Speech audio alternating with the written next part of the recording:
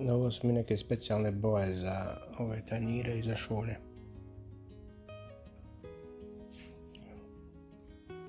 Ostalo mi je 2 tanjira i 2 šolje. To se može nacrtati ovako olovkom i to se izbeše bez problema. A će to sve inako da izgori kad to obgori u temperaturi kad se bude pržilo. Tu ima nekog mačka. Tu riba, ne znam šta ću još da stavim tu. Više različitih šolja tu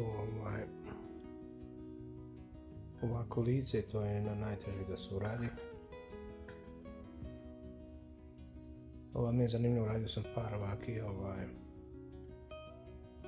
ne znam, ljudi vole ovo, nemam pojma zašto.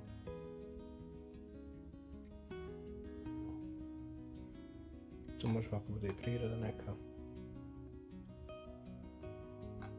To mi je naš šolja što ima na svojoj slici na kanalu. Sam rekao da lice je malo vrlo teško da se uradi.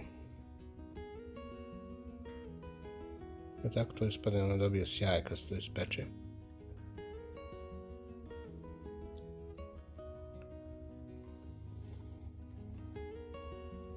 Ovo je jedan tanjira. To je kao neka vatra na nekoj plaži, negdje nešto. To je kao neka priroda.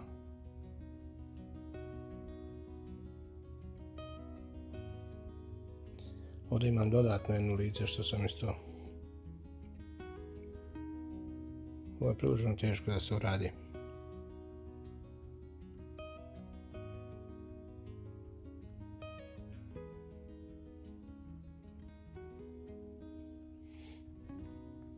Tako ću da uradim ova 2 da vidim šta može da ispadne od toga. I ove 2 šolje.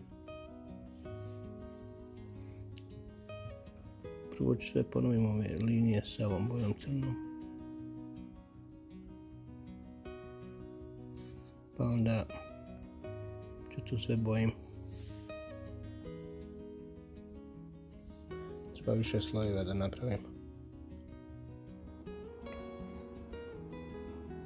I ovako ću ja to sad pređem prvo jednom bojom. Sam rekao ranije, treba više slojeva tu da ide.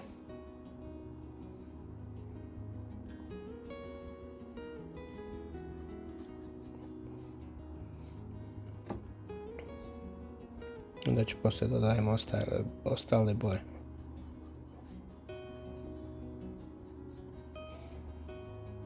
Ove šure sam namazao malo svjetlijom ljubičastom. Ovo isto ljubičasta. Ribu tamo sam ovo radio. I ovdje isto ljubičasta, ima 2 nijanse. A ovako će ona bude kad se ispeče.